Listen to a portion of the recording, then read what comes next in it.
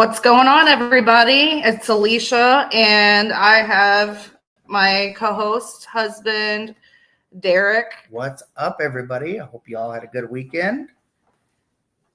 Tonight, I wanted to say thank you to our sponsors. We got Crooked Path Paranormal. Make sure that you go and follow them over on their YouTube. Thank you to Small Town Productions. And thank you, Breaking Fate Entertainment. And so tonight we have special guests coming on tonight. We're going to be talking about their upcoming event that they have going on. These are friends of ours that we met at the amazing Broadhead Manor in Broadhead, Wisconsin. If it was not for Broadhead and Bill and Ron, we would not have been privileged to call these people our friends. Mike is not going to be a part of the show tonight. He isn't feeling well, so send out all your positive energy to him. Hope you feel better, Mike. And with that being said, we're going to go ahead and bring on SPIRE. Hey, how's it going, guys? Hey. Hi. Good. How are you guys? Good. Very good. Good. Thank you for having us. Glad to be here. Yeah. Thank you for coming out. So How's it been going? What? How's everything going? Good. I'd like to say we're staying out of trouble, but you know how it goes in the paranormal world. The more trouble we get into, the more fun we have. Yeah. So, but That's cool. we've been keeping busy. We've had several investigations recently, and been doing some house calls. Been talking to a bunch of homeowners that want us to come out that we haven't been to yet. But you know how it is just one thing after another. Mm-hmm. That's good. Staying busy, helping the community out. You know, that's what it's all about. You know, with the researching of paranormal and doing house calls is to kind of get answers to families that have things going on that they can't explain, and we go out there and you guys go out there and you kind of get down to it and help them through what's going on. That's good work that you guys are doing out there. Right, and that's really kind of our bread and butter for SPIRE Paranormal. That was one of the main focuses when I started the group a little bit under 3 years ago. Hi, Jenny. Jenny. Hi, Jenny. He was just filling me in because I had been sleeping for like, I don't know how long. I woke up at 6 and then Ed's like, man, did you see that Jenny? Oh.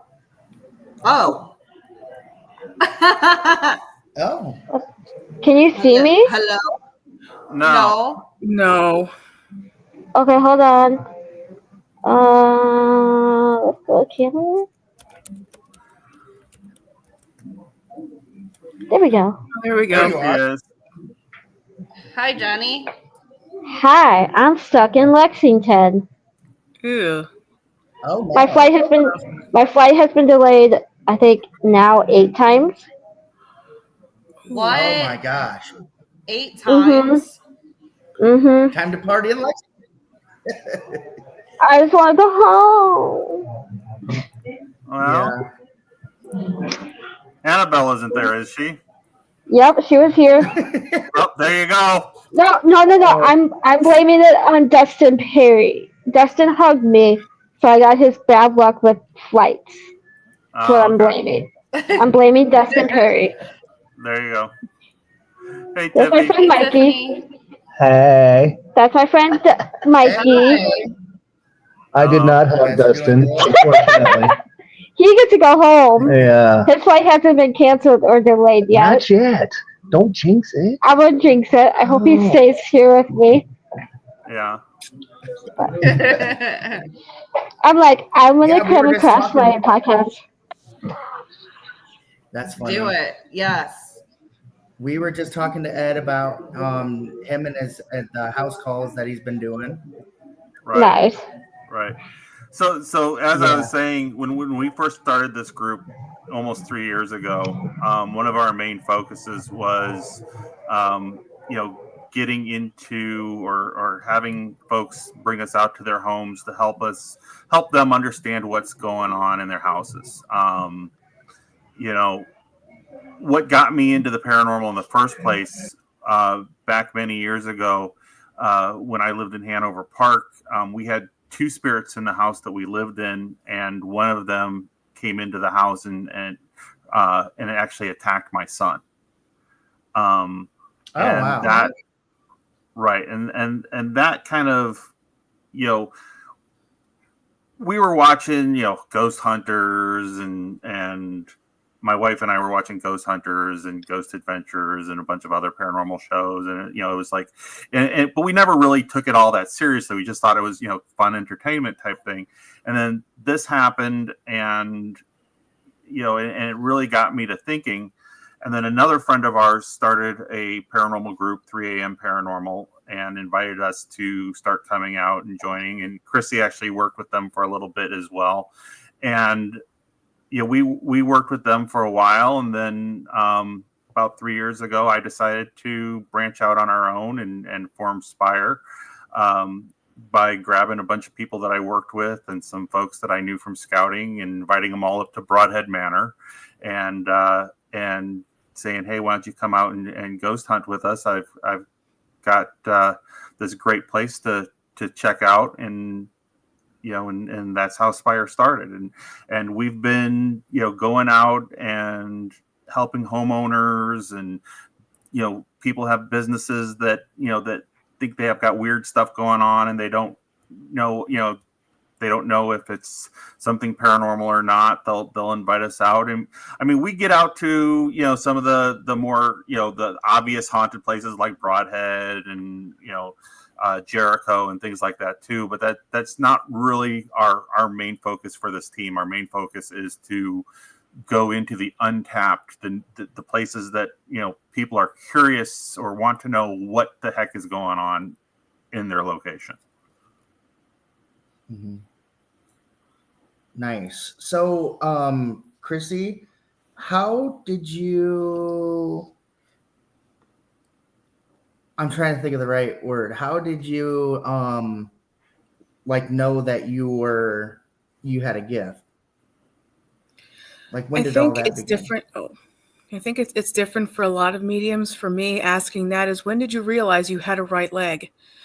It's always been there. So love that. It's just something that has always been with me. Okay, so that's just something that's basically you were just kind of born with a gift, and you knew it since childhood. And yes, nice. Mm-hmm. Yeah. So how did you and Ed kind of meet up and get on in with his team and stuff?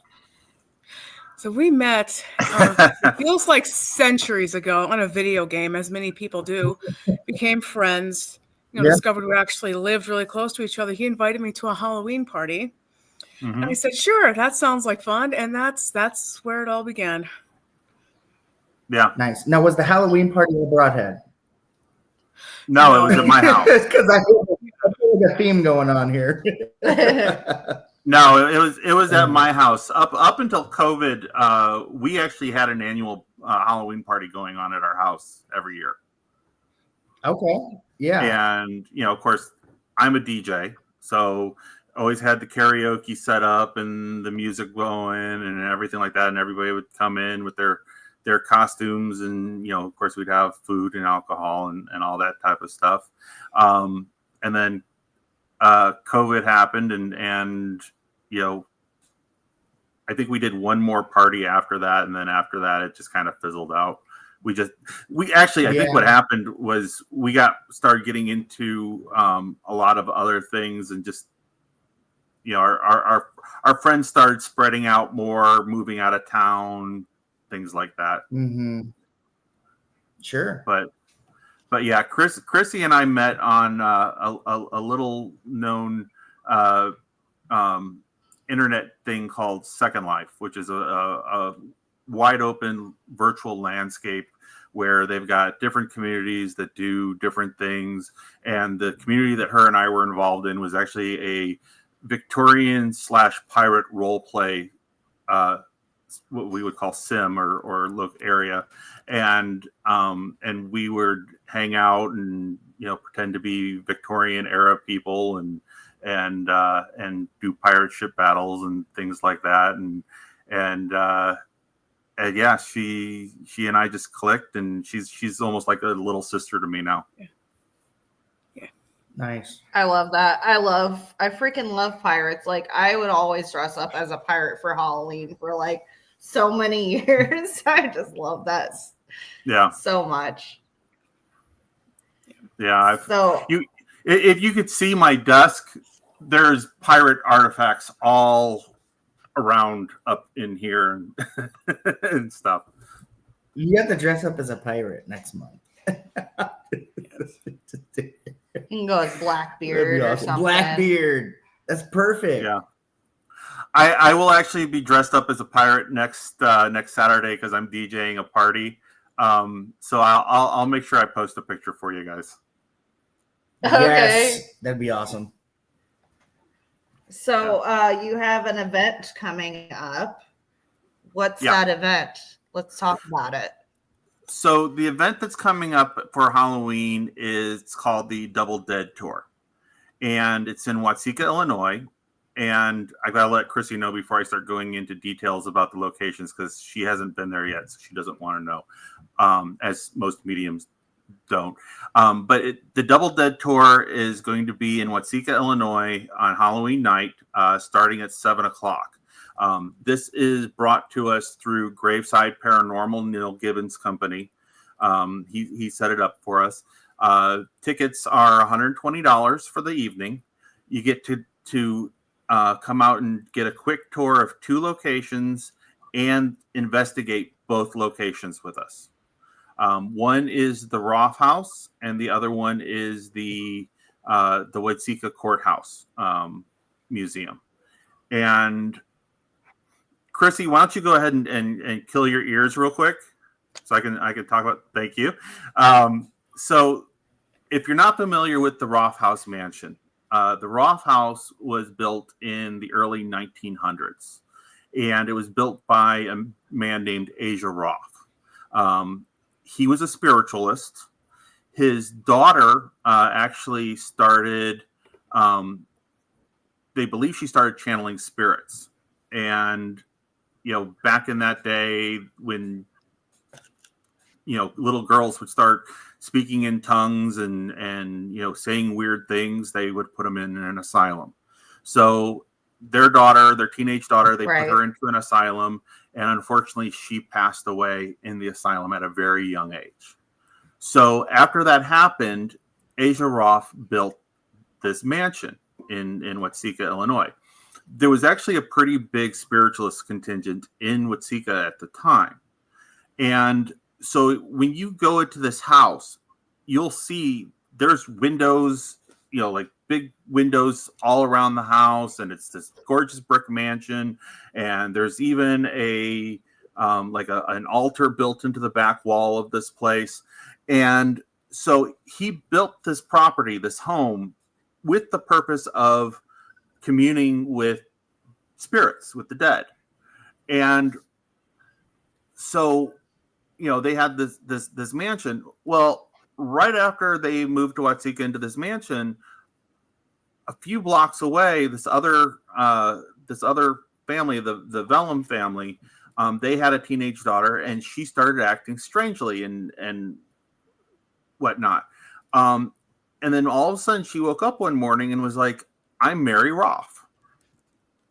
And so they got in contact with the Roths, and they brought her in, and they started asking her all kinds of questions that only members of the family would know, only Mary would know, and she answered these questions. So they call it the Watseka Wonder House, and the Roth Mansion is basically the first site of documented paranormal possession in the U.S. What? So that is Oh, wow. that is the first location that you're going to be able to investigate with us on Halloween night. And as an extra bonus, we found out a couple of weeks ago that the great granddaughter of Lorenzi Venom, the girl that was possessed by Mary Roth, is going to be there with us, Oh, wow. Holy cow. along with 3 of her cousins. Wow. So that's the first location. The Oh my second goodness. location that you're going to be able to That sounds investigate with us is the old courthouse museum. The courthouse museum was built in the mid 1800s. Beautiful brick museum. Courthouses or courtroom is still in there. In the basement are all the jail cells. And as you know, museums are always haunted because they've got all these artifacts that they bring in, stuff like that. But down in this jail cell, there is a story of a man named Martin Moreno. And what he did was he beat his son to death with a snake whip. Then he went into town, found the sheriff, said, "I need your help. My son ran away from home. I'm looking for my son. Can you help me?" So he killed his son, tried to cover it up, ran into town, said, "Can you help me, look for my son?" Well, his daughter then went into town, found the sheriff, and said, "This isn't real. My father beat him to death. This is where he's buried." They went and dug up the son, arrested Martin, brought him into town, put him in a jail cell in the basement of the courthouse. Townspeople found out about it. They went in, formed a lynch party, grabbed him out of his cell, brought him out to this big field with a tree, and they had music. They threw a party. They had a band, and they had picnic going on and a barbecue, and at the end they hung him by a tree. Well, in the basement, in the jail cells, or actually on the wall next to the jail cell, is the noose in which they hung him with.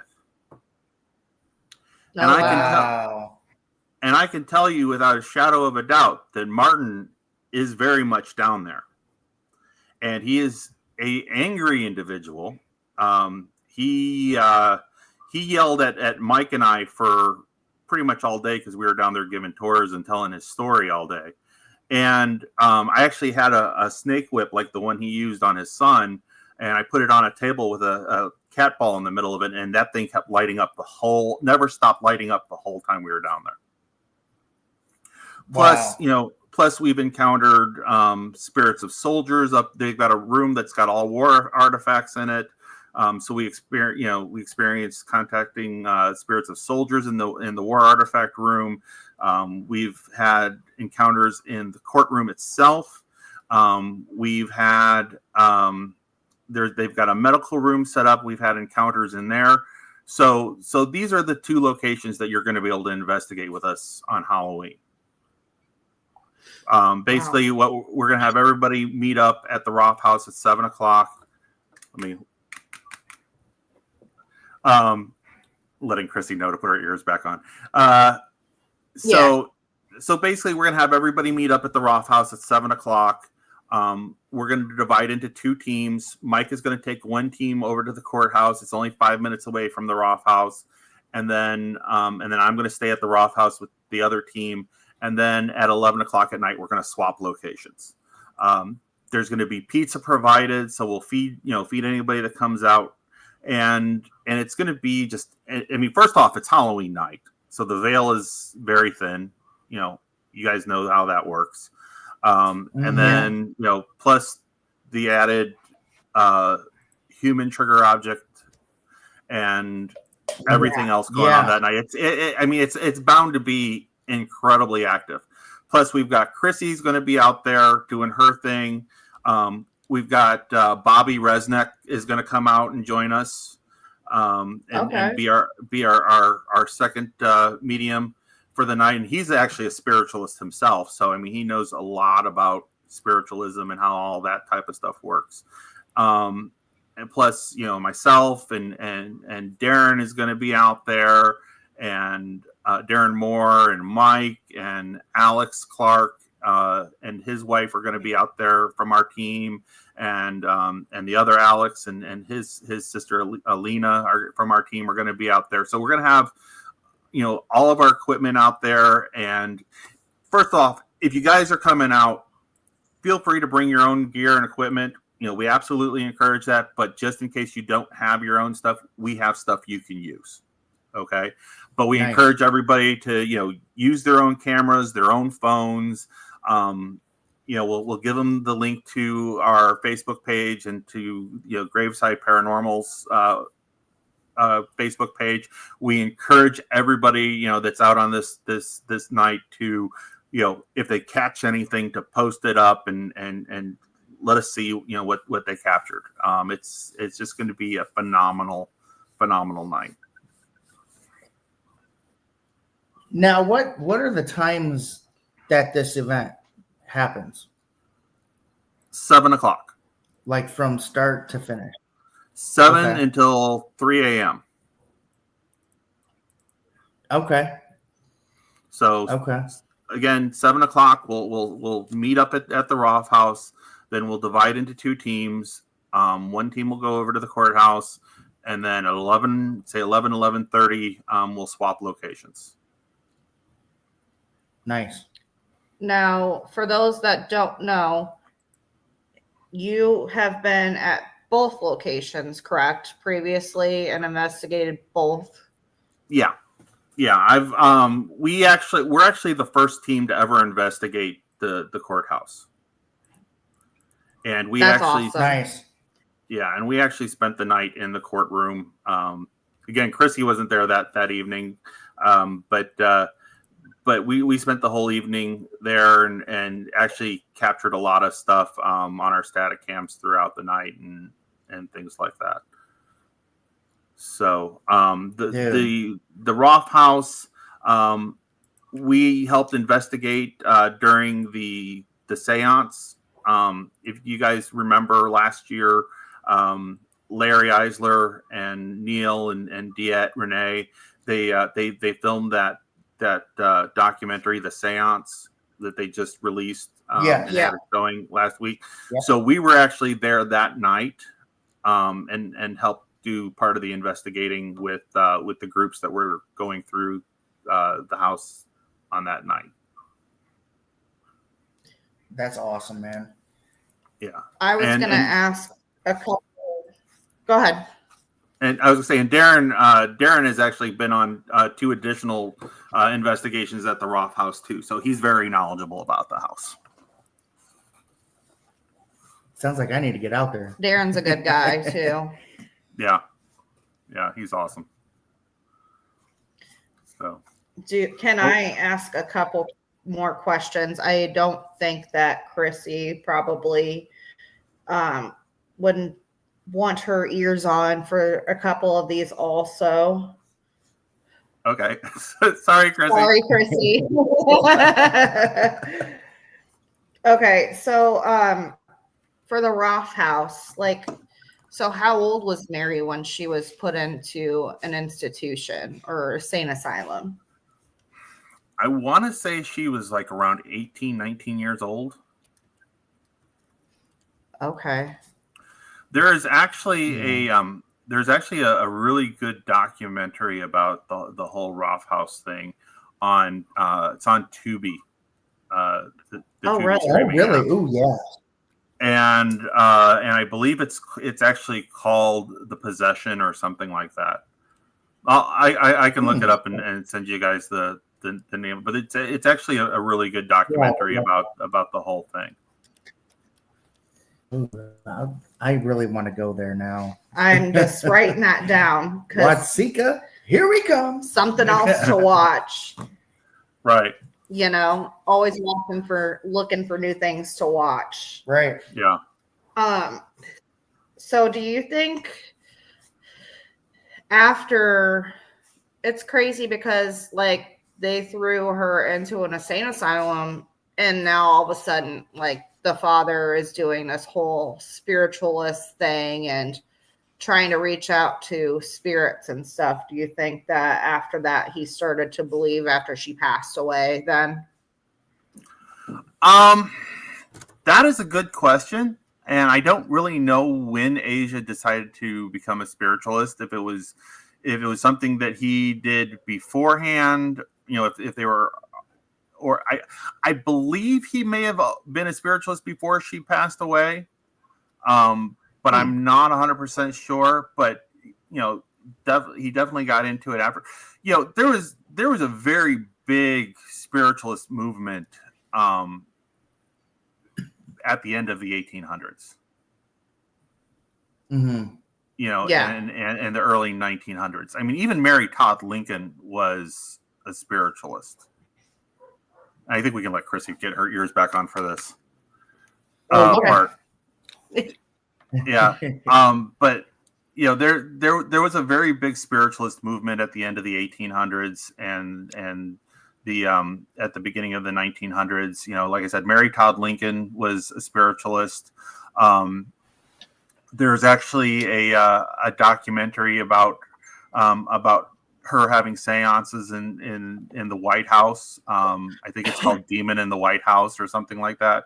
I think I've heard of it. Yeah, it was on the Discovery Channel for a while. There's an entire community out in northern New York, just north of Buffalo, and we actually have a friend who's got a summer house out there called Lilydale. Chrissy and I both been there. It's an amazing location, and it was built in the 1800s, the early, the late 1800s, and it's the single largest community of spiritualists to this day. There's another one that's just a little bit smaller down in Florida, but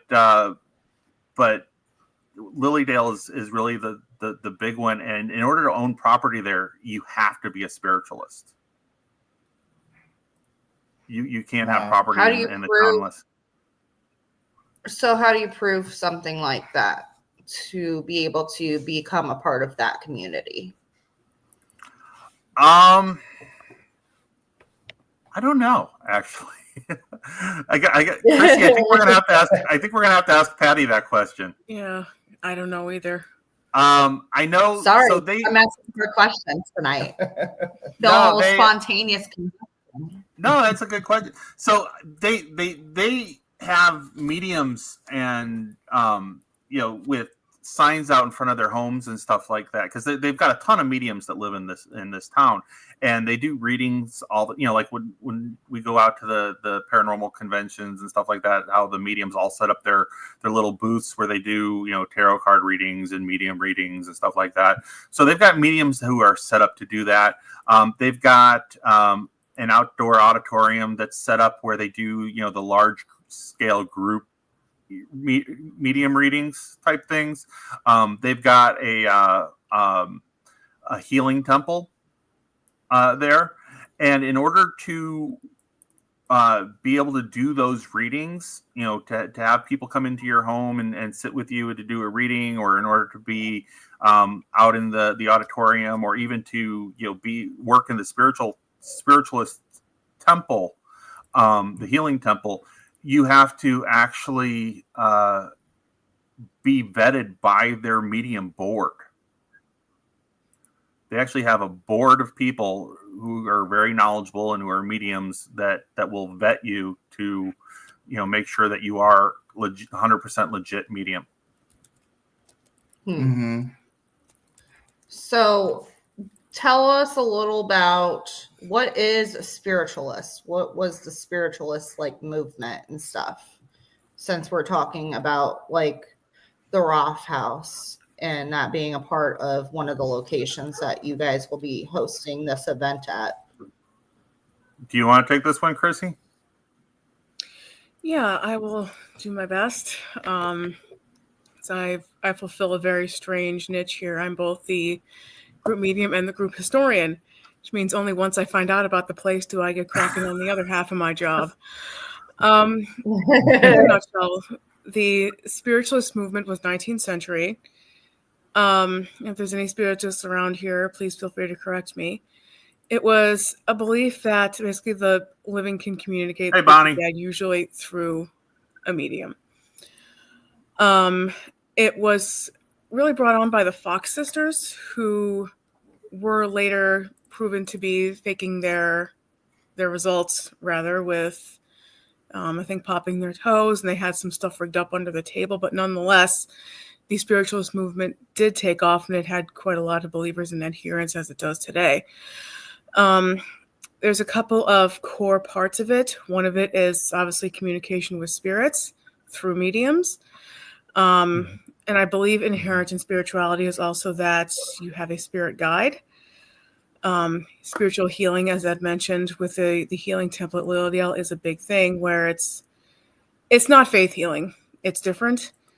It doesn't really require belief in a specific religion or religious deity, but rather it's the spirits working to help a person. And to me, I'm not a spiritualist. I've just been to Lilydale and been around spiritualists, but it's more of an alternative way of thinking about the afterlife is how I would best define it. It is a branch off of Christianity. Mm-hmm. It is part of it is actually considered a religion. It is a branch off of Christianity. You do believe in Jesus and God and everything like that, but you believe that the spirits of your family can come in and connect with you. Like I said, Bobby Resnick is a spiritualist, and there's actually a spiritualist church here in Cicero, Illinois, that Bobby's a member of. Oh yeah. And we can actually, and you can actually investigate it. Yeah. Oh, nice. I know that. Oh my gosh, what's his name? Tony Sabelski. He is the one that runs those things, right? Right. So yeah, we're actually going to wanting to go out there, reaching out to me about it over the years, and I still have not made it out there. And didn't they have like people that capsized in the river there from the boat that they brought down into the basement? Yeah. We are planning to investigate that at some point, so I don't want to get into too much details about it with Chrissy on. Sorry. Actually, I'm sorry. All right, Chrissy, take your ears out. Okay. Sorry, Chrissy. So the building was originally before it became the spiritualist church. It was actually a funeral home, and the Eastman disaster is the one that you're thinking of. Where they had hundreds of people die when the ship capsized in the Chicago River, and beyond that, they also had a bunch of mobsters and those types entered there as well. Al Capone's men, all these different types were there. So that's the history of it. Okay, since she's got her ears off, I want to go back to the Watsika courthouse. I had a question. Is the tree still? Where was the tree at? Is that near the courthouse that man was hung at? The father? No, okay. the tree was not nearby. I don't know where the tree was. I don't know if the tree was still there or is still there. Okay. But the rope the rope is very much in play there. And then also, since she's still got her ears off, what kind of experiences have you had at the Roth house?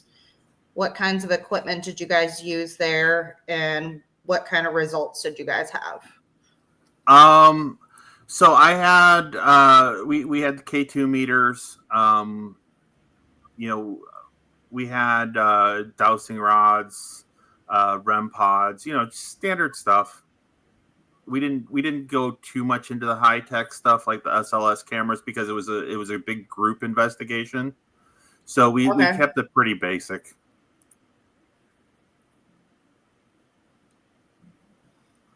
And she can put her ears back on now, I think. Yeah.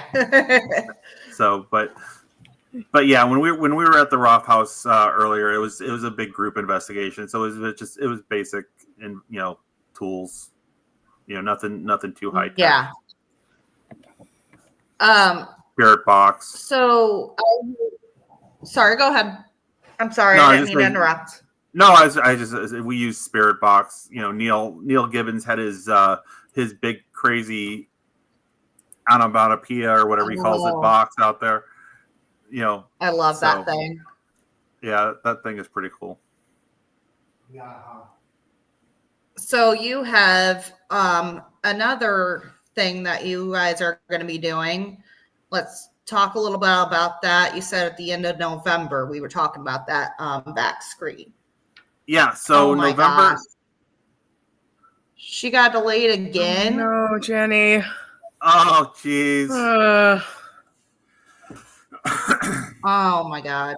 I'm so sorry, girl. They're gonna end up having to get her a hotel or something. Yeah, right? Yeah, because I think most airports do not allow people to spend the night in the airport anymore. Yeah. So they're probably gonna end up having to get her a hotel. But best of luck, Jen. Yeah. But what were we talking? Oh yeah, November. So yeah, November 21st. There is a big horror convention in Rosemont, Illinois, called the Days of the Dead Convention, and they have, of course, all sorts of booths where you can get, horror artifacts and paraphernalia, and they're going to have all the celebrities out there. Usually Robert Englund is there, and the guy who played Michael Myers, and they'll have the one guy, and I can't think of his name. I met him last time. He was a Teenage Mutant Ninja Turtle and was in Revenge of the Nerds and stuff like that out there. And last year they started, Neil Gibbons, again with Graveside Paranormal, teamed up with Tribe 3, and Tribe 3 is a big promoter of a lot of these conventions and doing the cosplay contests and stuff like that. And they got Days of the Dead to give them a certain amount of convention space to do what they call the Cryptid Convergence, which is to bring out, people from the paranormal community to talk about, ghosts and UFOs and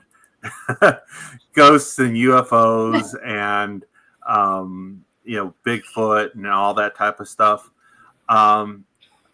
Hey, Ken. So Friday night, the night of November 21st, Mike and I are going to be out there. We're going to be one of the panel discussions, and we're going to be talking about our haunted house calls. We're going to be talking about all the different private homes that we've been into, and how that works with us, how we handle that type of thing, and that's what we're going to be doing.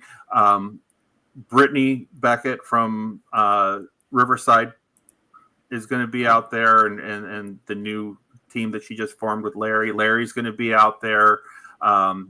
Natalie Jones is going to be out there. I believe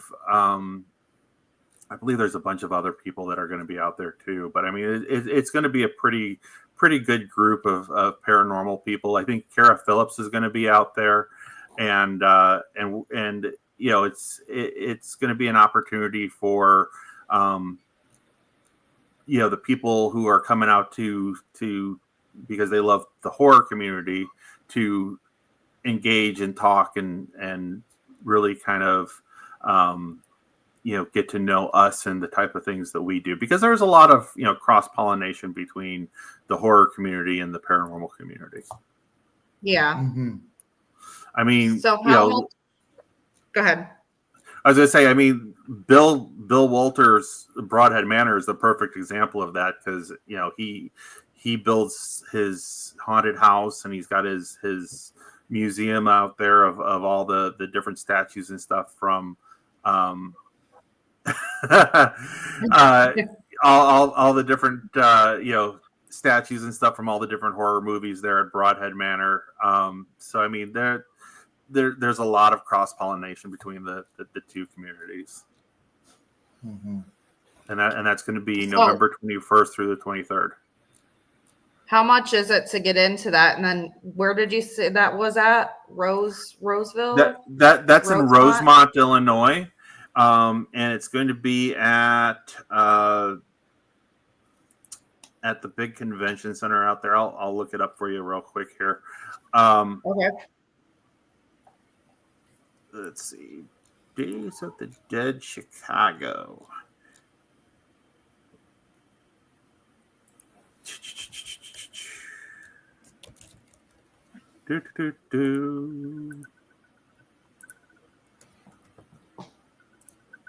November 21st to 23rd. And that is at... Oh, wow.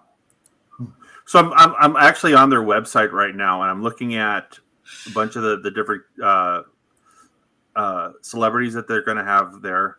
One of the celebrities that they were going to have was Ace Frehley. Oops. Yeah. Whoa. Rest in peace, Ace. I mean, that sucks. But they're going to have people from the wrestling community. They're going to have Sean Cunningham there from Friday the 13th, Jerry Wallace from Friday the 13th, Tim Markovich, Heather Langenkamp, Roger Avery, Kelly Hugh. She played X2 in the Marvel movies. Felissa Ross from Terrifier 2. Dave Sheridan from Scary Movie and The Devil's Rejects. Lauren Marie Taylor from A Violent Nature. John Abrams is going to be there. Just all kinds of... Danielle Fishel is going to be there from Boys Meet World. Oh, wow. Yeah. I love her. Wow. Yeah. Tom Skerritt is going to be there from Top Gun and Dead Zone. Jamie Lee Curtis? I'm looking. Mercedes McNabb from Buffy the Vampire Slayer is going to be there. Oh, shit. And I'm going to be there. And That's even better. Right. I'm fangirling. And let's see. FAQ. Where is the event being held? Location for each show can be found on the hotel. Oh, okay. Hold on. Hotel page. Hotel K. Crown Plaza, Chicago O'Hare Hotel at 5440 North River Road, Rosemont, Illinois. Nice. So there you go, right there. Hold on. Let me blow you up. Oh, Hold on. I'm sorry. You're going to blow my what? Hold on. Never mind. Anyway, just go to daysofthedead.com. All the information is there. All right. And if you're trying to find information about the Double Dead tour, go to our Facebook page, look up SPIRE Paranormal, or go look up Graveside Paranormal. There you go. So that's the link for that. And it's going to be, like I said, it's going to be an awesome time, and it's only $120 for two amazing locations. And that's awesome because it covers food, 2 locations. Yeah. And a bunch of awesome, badass people. Yeah. Yeah. You know, and you know, it's amazing too to watch Chrissy work when we go out to places, because she's just, I basically, when we get on location in a place, I just kind of let her go and do her thing. And so I told you guys we did a house call yesterday in Beach Park, Illinois. And I always wear this vest, you know, this photographer's vest with all the pockets so I can put all my gear and stuff in there. And I was just starting to zip up the front of my vest, and I see her go running around the side of this house.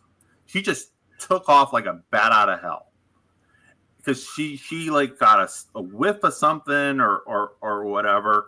And she just took off, and of course I went chasing after her with my little notebook in hand, and she's like, and she's pointing and saying, okay, there's this over here and there's that over there, and then she goes deeper into this lady's backyard, and she gets to a spot in the backyard, and she starts stomping around, and she's like, there's something here, I don't know what it is, but there's something here, and she's like stomping like she's mushing grapes.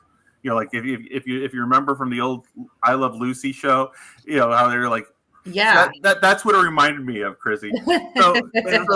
So then we go into the house, and she's like leading me through the house, and she's like, okay, there's I'm picking up, you know, this old couple back in here, and a man and a woman, or I think they're a man and a woman. I kind of get a feeling that they're very straight laced, and they're doing this, they're doing that, and then she leads us down into the basement, and she's like, oh, there's these like little things. They're not really, you know, people spirits, but they're, you know, they're mischievous, and they're this and that.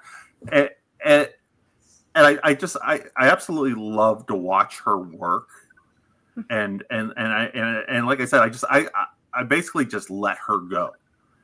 And so, you know, anybody who comes out for the event on Halloween, they're going to be able to see her do this type of stuff, because, you know, we're just going to let her go and run around and do what she does best, and things like that. So it's going to be pretty awesome. And the thing I always say about Ed is that not every investigation group leader knows how to handle their mediums. Some are not good at it, and it ends up being like a dog pulling at a leash, and the dog owner's like pulling the dog back, but the dog's like, no, pull. Ed has the wisdom to let the leash go and just follow the dog where it smells the thing. And this is why affectionately I'm referred to as the paranormal truffle pig. It just follows me into the woods, and I'll say, there's your truffles. Yeah. That is a self-proclaimed title, by the way. Oh my God. Yeah, she's truly amazing the way she does things and how she works, and Chrissy doesn't always come up with names, but she comes really close, and like I said, she definitely, you know, hits the nail on the head as far as you know, what she sees and things like that. I mean, the first time I brought her up to Broadhead and followed her around the building, she hit every single mark. That's awesome. We went into the principal's office, and she saw him and was like, oh, he's sitting back here like, Missy, you know, type thing. And you know, John, the janitor, he usually doesn't like mediums in his space. He adores Chrissy. Like, really? Him and Chrissy are buddies. And, you know, of course, all the kids and the elementals and things like that. I mean, she hit the nail on the head with every single thing in that building. And I had a lot of knowledge of what was there, you know, previous to bringing her in there. Right. And it was awesome to watch. in regards to John, the custodian at Broadhead, the only reason he and I get on is because he was upset about the kids that were in the building one day because they come through for investigations and tours. He didn't want it, and he thinks the best way of getting someone's attention is to attack them. So I'm sitting there nauseous. I think I'm going to throw up, and that doesn't happen often. And I just hear in my head, I need to talk to you. And I just get up. I'm nauseous. I go back there. I issue the spiritual equivalent of a backhand. I just go in there. I say, there are better ways of getting my attention if you need to talk to me. Don't do that. Knock it off. And ever since then, we've been cool. That's so weird that you say like the nauseous feeling, because my daughter ended up coming with us, our daughters, and our new team member, Tom. And when we were sleeping, all of a sudden she wakes up in the middle of the night. She starts throwing up. And then all of a sudden Tom wakes up and he's like, what's going on? And I tell him, and then all of a sudden he goes outside. He comes back in and he's like, dude, I just threw up too. It's so weird. So you think that was probably John then? No, that was the principal. You think it was the principal? That was the principal. You think? Yeah, because you guys were sleeping in the principal's office that night. Yeah, we were. And it was fine. It was weird because everyone was fine afterwards. Yeah, and the principal is well known. Jenny, if you're still listening, you might want to chime in for this one. Yeah, I was just thinking about her. The principal is well known for making Jenny very sick. And of course, Jenny, being the little fire plug that she is, she goes in and challenges him every chance she gets. You're not going to make me sick this time.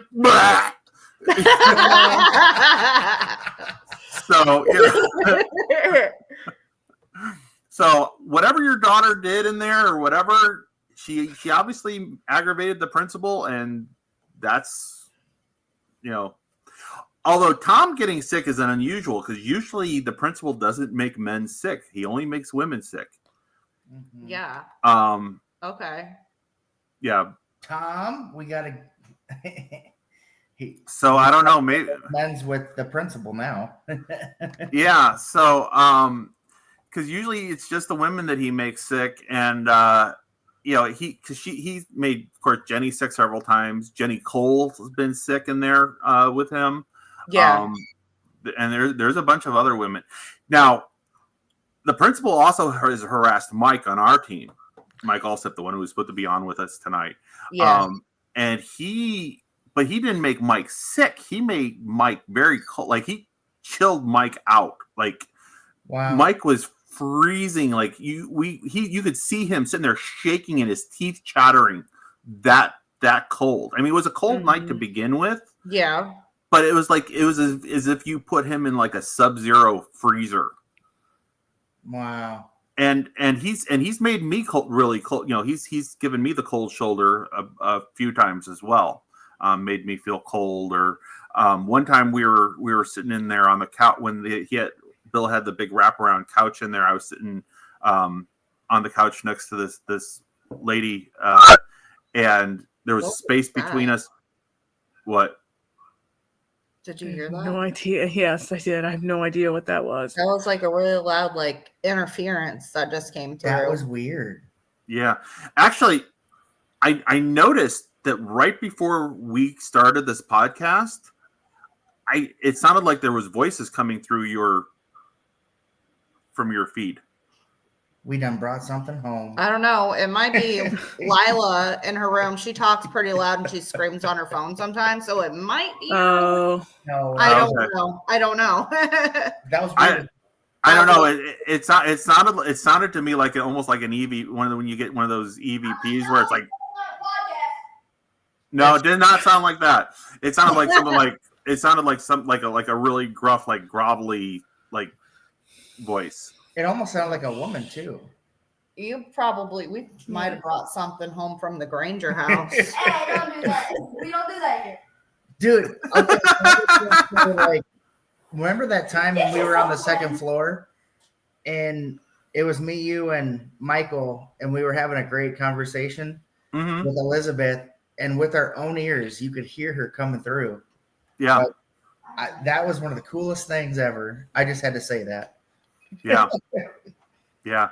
And I remember we were up in the library at Broadhead that one night, and yeah, and we were getting all kinds of activity up there. And remember, I got something like grab the back of my head. Yes, yeah, that was crazy. Jenny. They better put you up, dude. Yeah, really. Yeah. They better give you a good discount too. But yeah, I love Broadhead, and I can't wait to go back and see all my friends, and I miss you guys, and I don't know if you're gonna be around, but it'd be really nice to meet you too, Chrissy, sometime. Yeah, likewise. Yeah. I think you guys have already met. Possibly. Have we? Well, you were all at Paranormal Rockdown. Oh yeah, then probably. Yeah, then we might have. I think we have met. Yes. Yeah. I meet so many people during all these events, I can't keep up. Yeah, right. Derek, you remember the bomb-ass cookies I was handing out? Yes. Chrissy made them. Oh. Yeah, those were fire. Those cookies. So we were at a Paracon in Madison. I love telling this story. So Ed's standing there talking to a bunch of people. Dave Schrader is among them, obviously a pretty important name. Yeah. And I pull up, and he doesn't say, "This is Chrissy. This is my friend and medium." He just said, "Where's the cookies?" I love Dave. He's so funny. No, I said, "Where's the cookies?" He loves his cookies. That's funny. Ed says, "Where's the cookies?" And I'm just like, "Hi, where's the table?" That is funny. That's like me at Thanksgiving. Yeah. And of course, I had to give Dave one of my cookies. So. That's funny. But so now it's like an obligatory thing where Chrissy must bake cookies before every investigation and bring them out. So it's become like a ritual. Yeah, or at least before every overnight investigation. Nice. Yep. I don't know, Chrissy. I don't know if I should let you off the hook for Watsika though for the cookies, since we're gonna be having so much stuff going on, and I don't want to share with all those people. I'll make just enough for the group. How about that? Okay. Just eat them on the car ride. Right. But yeah, in our team we have a good time. I mean, you guys know that. Mm-hmm. You guys are the same way. We don't take ourselves too seriously. Yeah. We joke around and we have fun, and Mike likes to pull my leg, and I like to pull his leg, and holiday party December. Where's the holiday party going to be at December 7th? Oh, December 7th. Yeah, I don't know about that one. Holiday party. Watch, I probably work.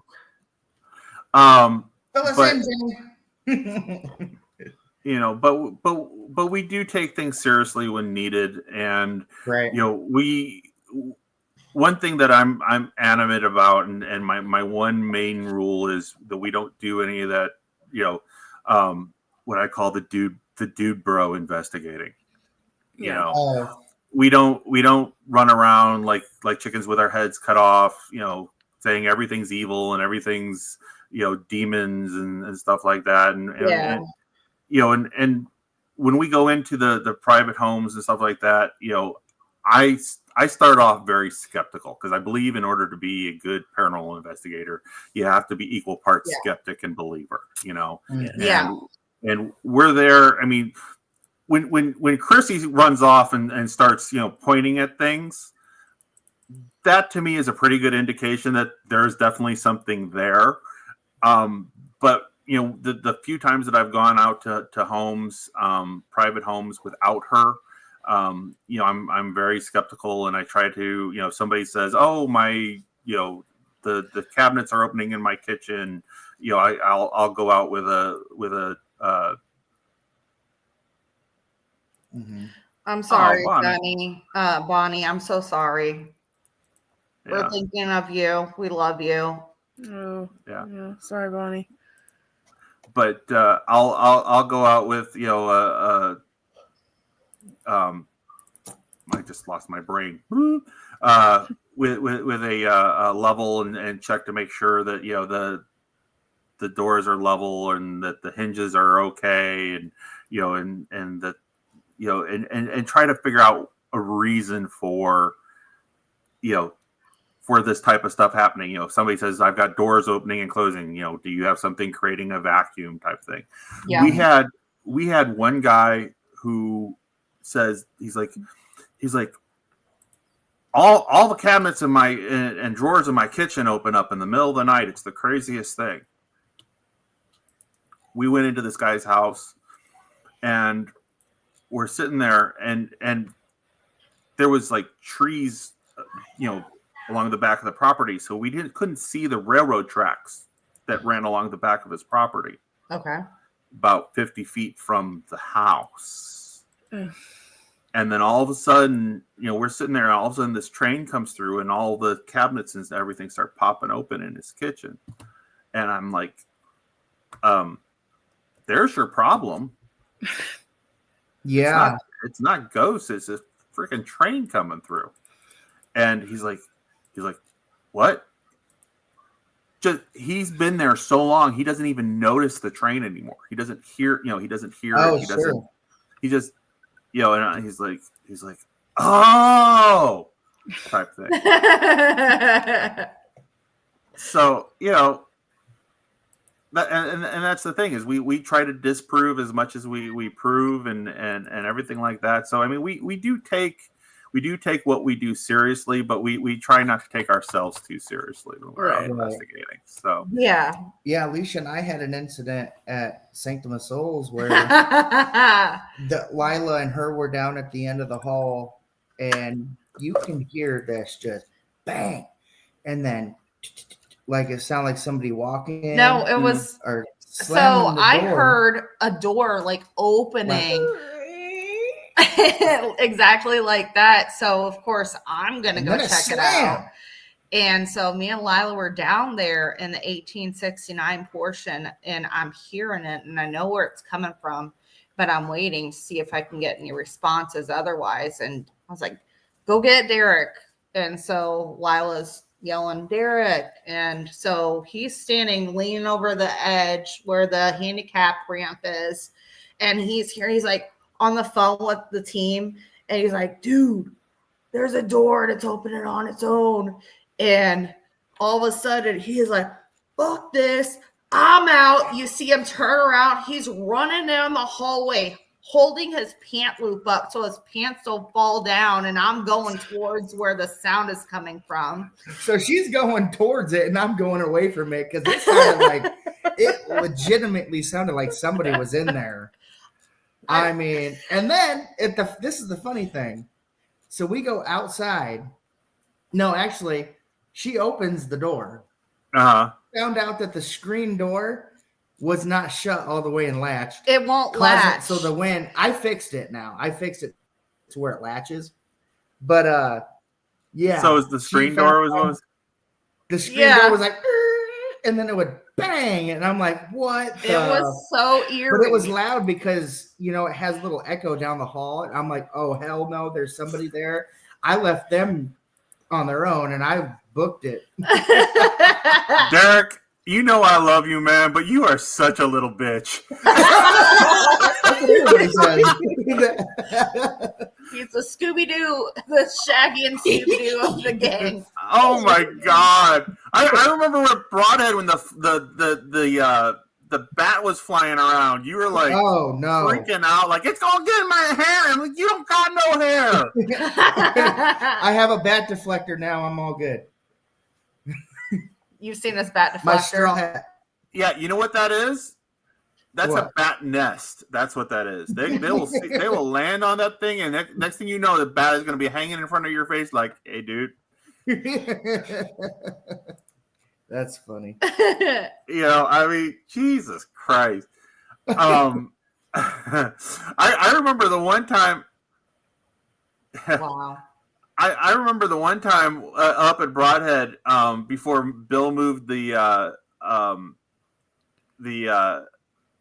that had the where they were doing the mortuary room, and you were in that closet with doing like an SD session or something in inside the closet, and you're like, I think something's touching me. I think something's touching me. Yeah, I got touched last night, and it was funny because Scott was messing with me. He poked me in my back when we were investigating, and I fucking jumped, and then I made Tom get up off his chair because my reaction, it was hilarious. Yeah. But that's like, we can relate, with you, we take it serious, but like not so serious.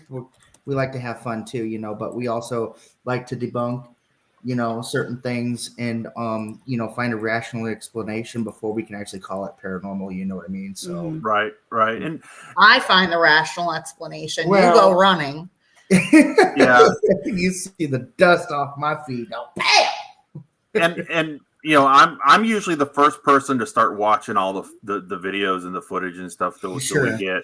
And actually, Chris and I were just talking about this yesterday. A lot of people, like Zach Bagans, will sit there and be like, "Oh, it's an orb. It's a light anomaly. It's an orb. It's this. It's that, and it's the other thing." And the thing is I've actually seen an orb with my bare eyes, with my naked eyes. Yeah. And my thing is, if I'm watching, the video through and I see, some kind of light anomaly or whatever, I don't sit there and go, "Oh, it's an orb, it's a spirit," or whatever, unless, we've seen it with our naked eyes.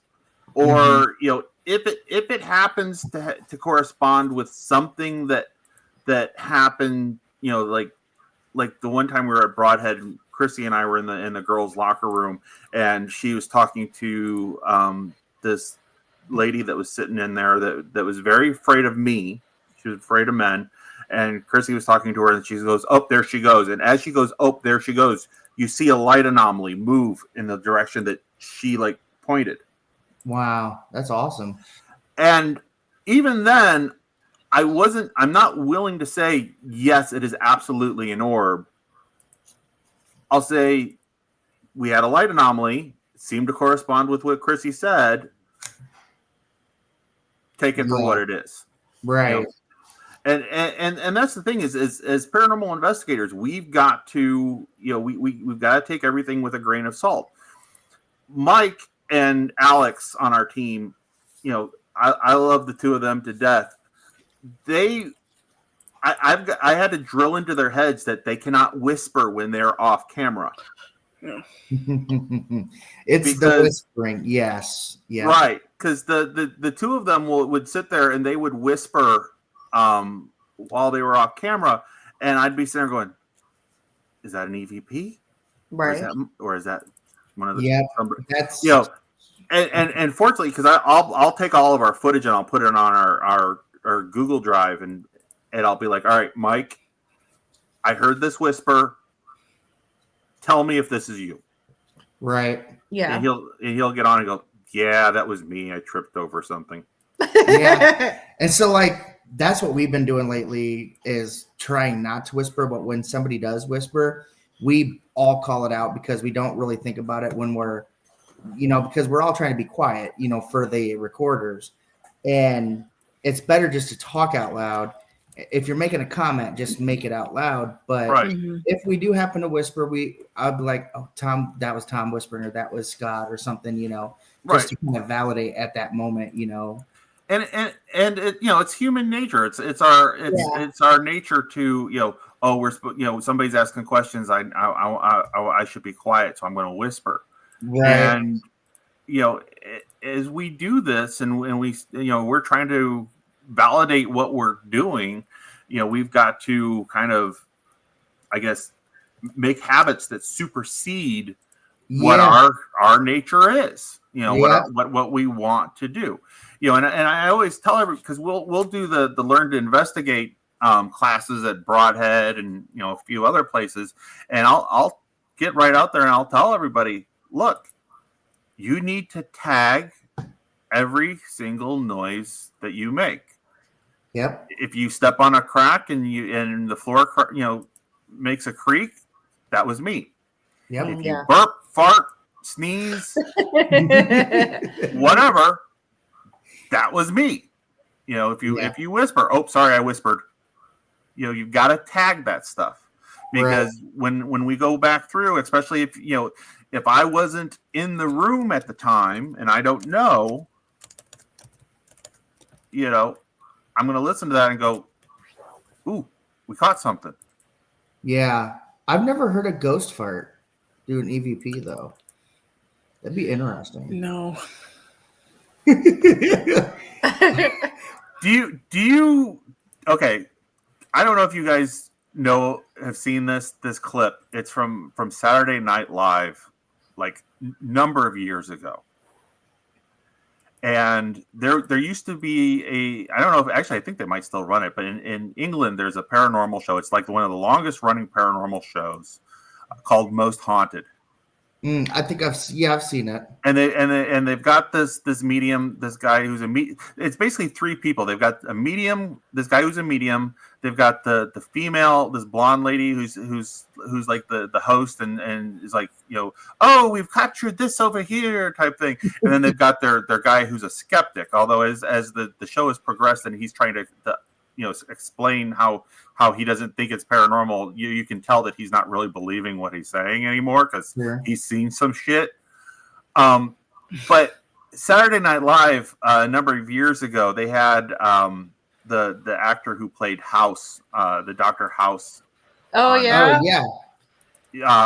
the show, and they were doing a thing where they were spoofing that show, Most Haunted, and he was playing the psychic guy. And so they're like,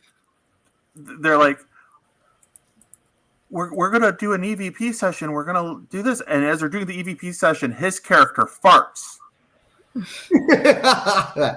And they start, they're like, oh, we think we captured an EVP. Let's listen back. And they're listening to this fart on their recorder. And they're like, oh, what's it saying? What's it saying? It's like, I'm here. And it's, type thing, or something like that.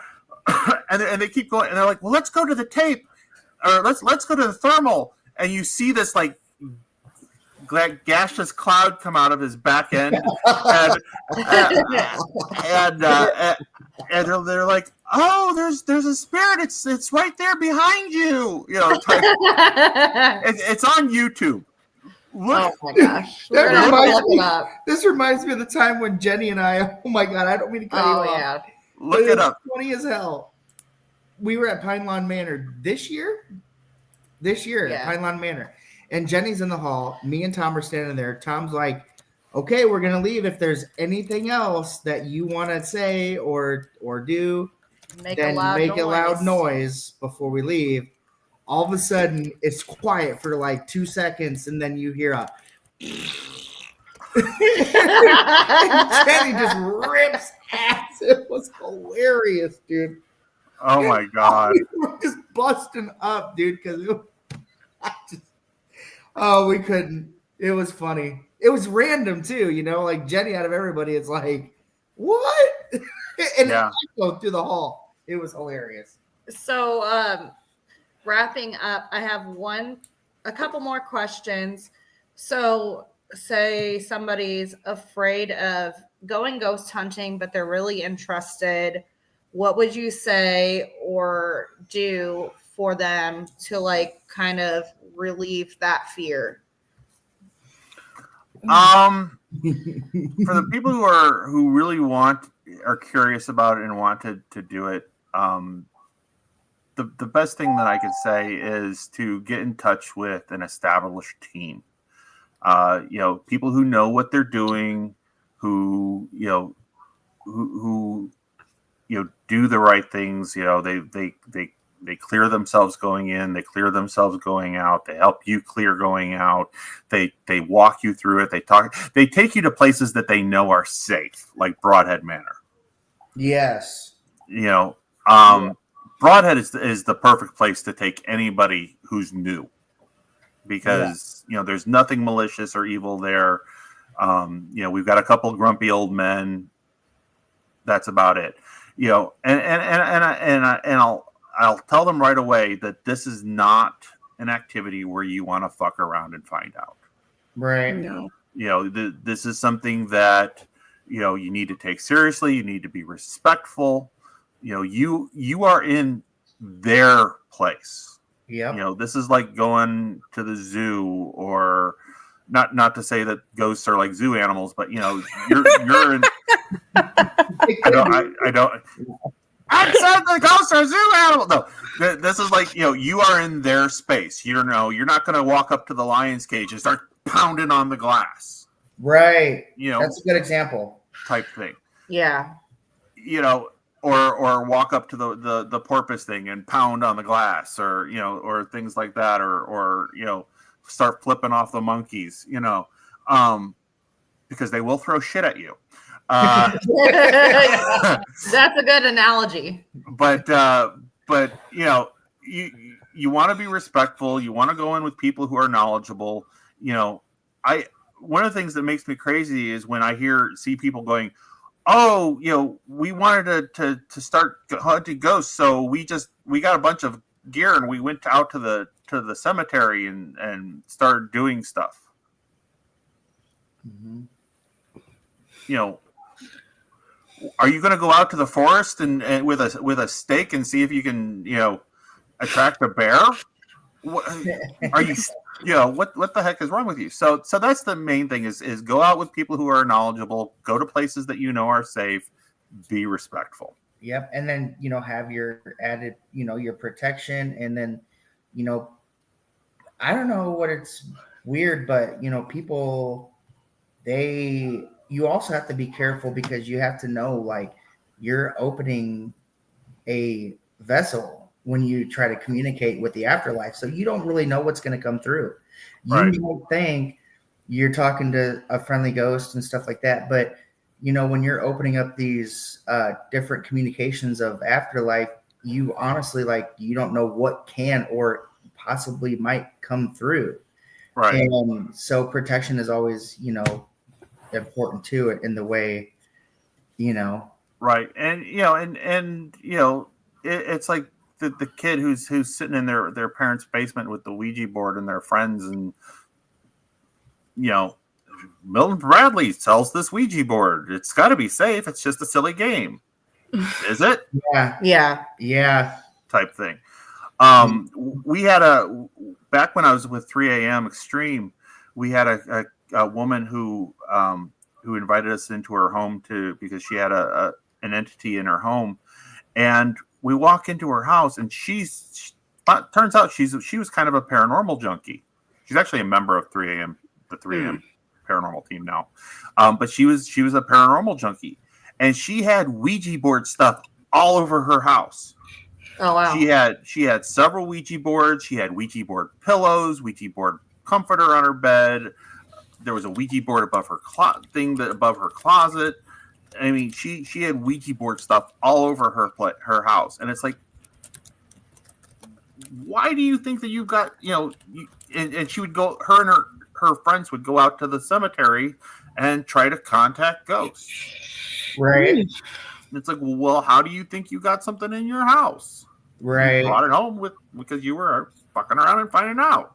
Yeah, exactly. I mean, that's like me too. Like, I'm not going to lie. Sometimes I forget to kind of close out a conversation or say, okay, you have to stay here.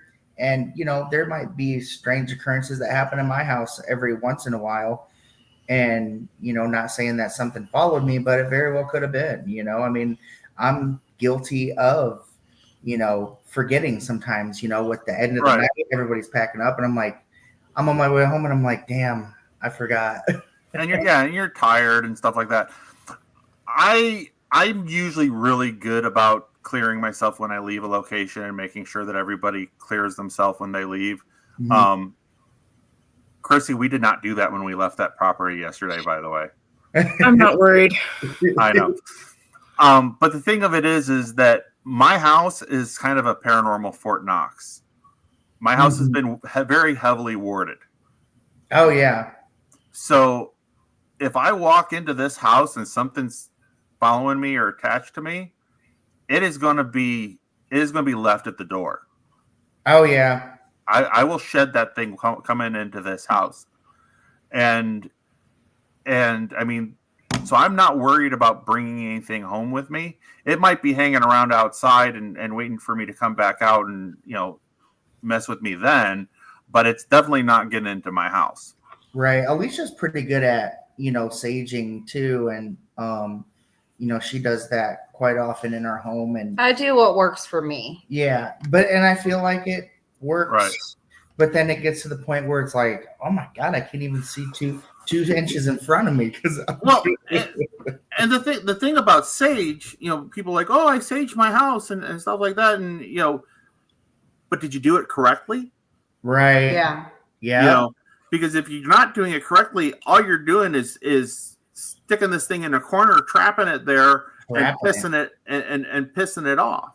Mm-hmm. When you sage a house properly, you open the front door, you go from room to room, cover all the corners, and you push all that negativity and whatever energy out the front door. Yep. You say a little incantation or whatever, you close the door, and then you snuff out your sage. Yep. And a lot of people don't do that. They're like, oh, I went from room to room and did this and do that, and they start at the front door and they whatever. I mean, you got to be knowledgeable. You got to before you start messing with this stuff, you got to know what you're doing. I mean, this is not this is like bringing a wild animal into your house. Right. So MFA, we have a quick question, and then we're going to start wrapping it up. So where do you start learning how to be safe? Go to conventions. Mm-hmm. Go to the paranormal conventions. Talk to the people who are into it. Talk to the teams. Talk to the mediums. A lot of times the mediums will, or mediums or people like us will be invited to be talkers, and and they'll talk about the stuff and say, you got to do this and you got to do that, and ask questions. Yeah. Because you learn a lot from different people, and there's a lot of different techniques that you can use, to protect yourself. And like that's a very good analogy. Go talk to people, do your research, and that's great answer, honestly. And a lot of people will go to crystal shops and whatever and pick up a crystal and be like, oh, I've got a crystal, I'm safe, whatever. But do you have the correct crystal for what you need?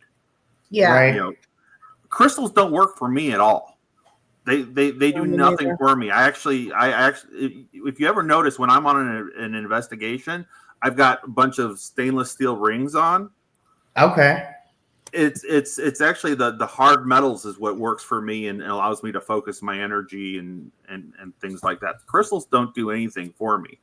But if you go, one thing that I'll say is if you do go to a convention or a crystal shop or whatever, don't just pick up the first crystal that you think is pretty. Take your time, pick up a crystal, feel how it feels in your hand. Can you feel it vibrating? Can you feel the energy? Can you feel energy off of this thing? And go from there. Ask questions of the people who operate the shop or the booth. And I mean, these people are all very knowledgeable people. Yes. What is this crystal? What does it do? What is it good for? Yeah. Also, so MFA, look up metaphysical shops near you, and then like go to these places. They got like crystals, and sometimes they have like people that are in there that like can do Reiki healing, and that can help you out with like teaching you how to like do that sort of thing. Also, if you can't find a paranormal expo, but definitely check out events on Facebook. Go to the events link, just look up paranormal near me, or even like Google it.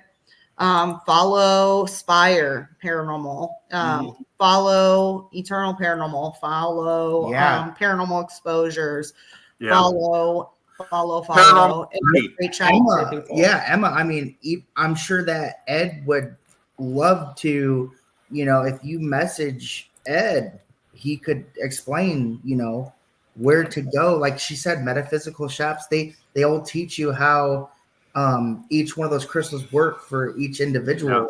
And I mean, we're all here to help, right? It's about community. So one of the best Facebook pages to follow is Paranormal Party, operated by Jamie Keller.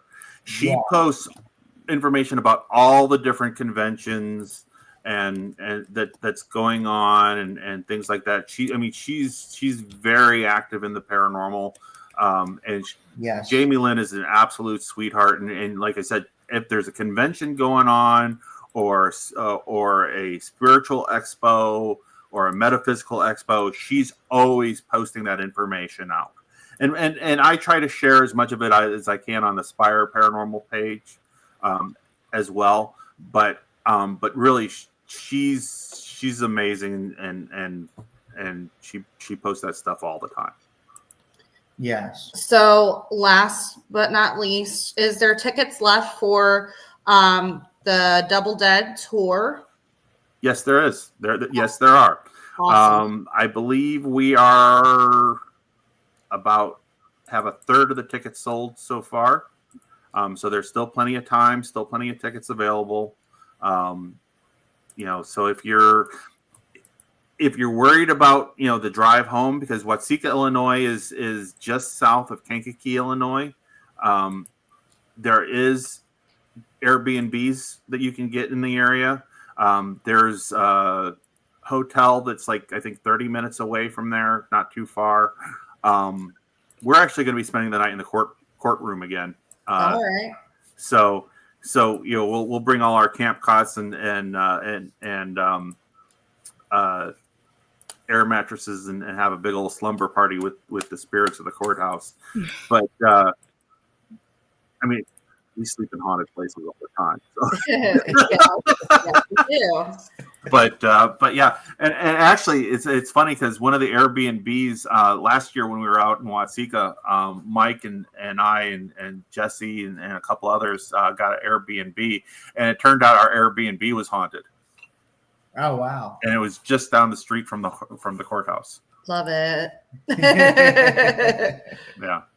So go ahead and plug anything that you want to, and we're going to go ahead and wrap it up for the night. And I thank you, Ed. We love you, and we love you, Chrissy. Thank you guys for coming on to the show. Don't forget to check out the Double Dead tour and the Days of the Dead convention, guys. So this is our SPIRE Links QR code. This goes to our milkshake page, leads you to our all of our socials, to our YouTube page, to our website, to our, like I said, YouTube, and to the SPIRE store. We do have a Printify store where we sell all kinds of T-shirts. SPIRE T-shirts. We've got our K9 Paranormal Investigator shirt with Hazel, the Wonder Dog, on there. We've got our throwback shirts to our team's original name, which was the Spirit Hunting Investigation Team, which was shit paranormal. And then, of course, all of our SPIRE gear as well. So any money that gets from the things that we sell at the SPIRE store goes to the team. It does not go to me. It doesn't go to Mike. It goes to the team, and it helps us to get newer equipment, to fund going out to all these different locations, and of course the Double Dead tour. We're selling those tickets because it allows us to be able to do more of these type of things. If you invite us out to your home to investigate your home, or out to your business to investigate your business because you think there's something going on, we do not charge for the service. We do it absolutely free of charge. We're doing it because we are there to help. Awesome. Thank you guys so very much for coming on to the show and promoting your event. So hopefully some people can go out and attend the Double Dead tour. And if you can't do that, check out the Days of the Dead convention panel in the end of November. Thank you guys so much. Yeah. Thank you for having us. Really good Yeah. talking to you guys. Love We'll you see you guys real soon. See ya. Yes, you Bye. will. All right. Bye, guys. So that is SPIRE Paranormal. Make sure that you go and follow them, guys. And with that being said, we hope everybody has a wonderful night. Thank you to all our sponsors. We love you. Good night.